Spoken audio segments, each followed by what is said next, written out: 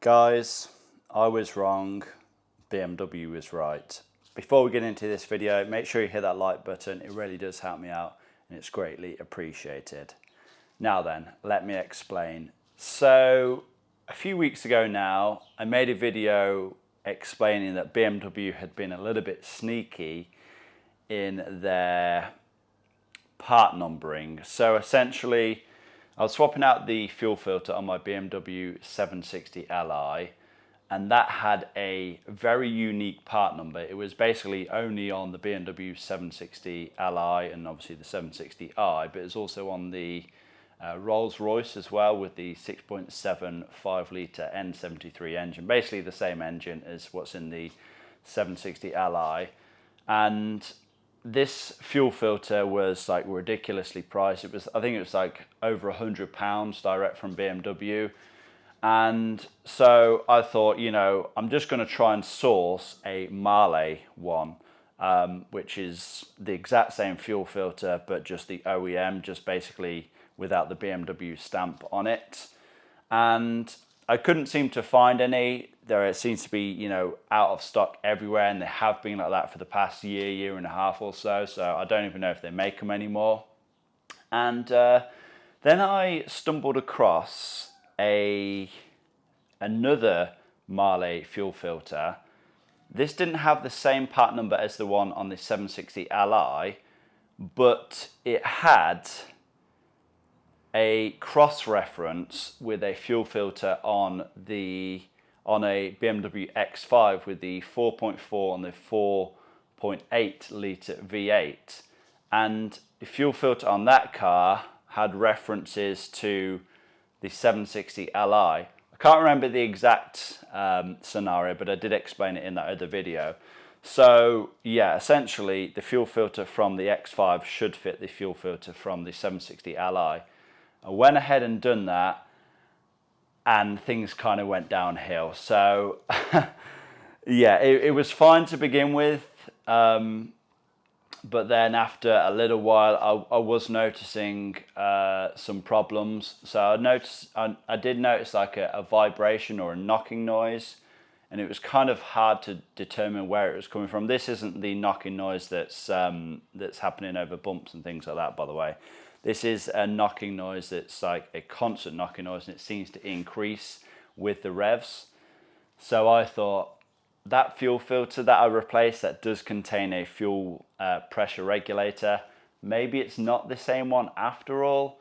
So long story short, I have went ahead and bought a genuine BMW fuel filter. I managed to source this online.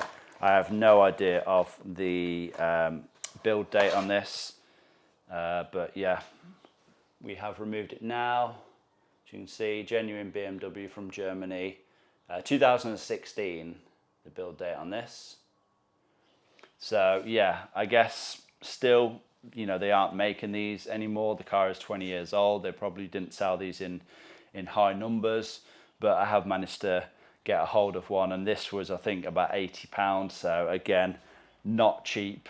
But hopefully this solves our issue that we now have. Now the only thing I can think of is the fuel filter in the X5, which had either the N62 or the M62 engine. That's obviously a direct port injection engine.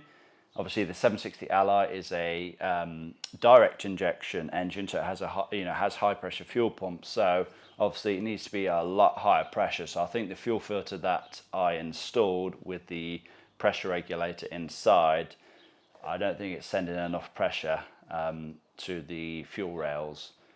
So yeah, we'll just get outside, get the other one swapped out, and get this one installed, and hopefully we'll be done with it anyway.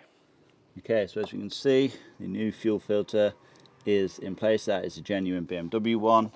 This is the one that I took off, the Marley one. I've just put the new caps on it, just to save for the future, because this is actually still good. It's basically a brand new fuel filter. It's only done like, I don't know, 50 miles or so. So yeah, new one is in place anyway.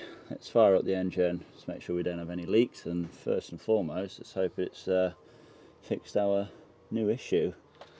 Okay, so obviously the fuel filter is now dry, so we're just going to have to prime the fuel pump a good few times. So just like to turn the ignition on, let the fuel pump do its thing, turn it off, and back on.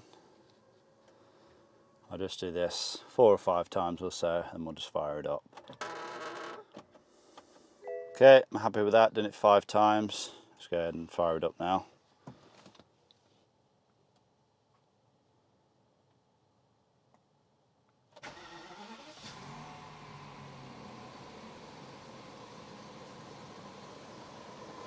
Seem to fire up okay.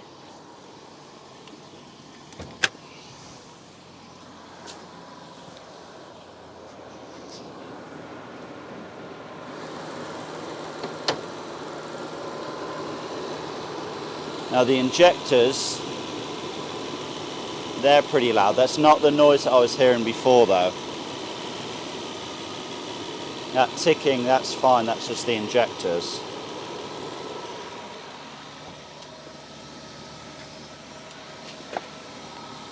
It's more of a knocking noise I was getting.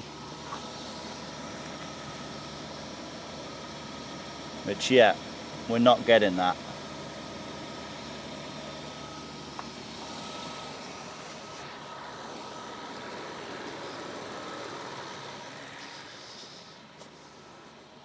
Just give it a bit of a rev.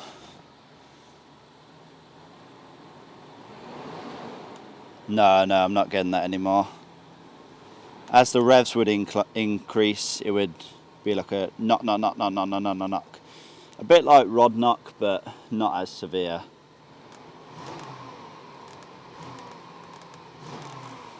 Oh, that's much better.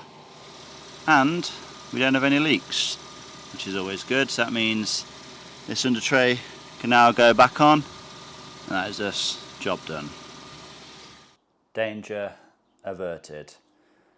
What does this mean then? There's a point I want to make with this video, and that is, don't trust a random guy, aka me, on the internet. You know, the internet is not always correct. Now, I know a bunch of people are going to say, oh, you should always buy genuine BMW, you know, genuine BMW, they make, you know, they are far superior parts. And I agree with that to a certain extent. BMW do make some of their own parts, generally, you know, body panels and things like that.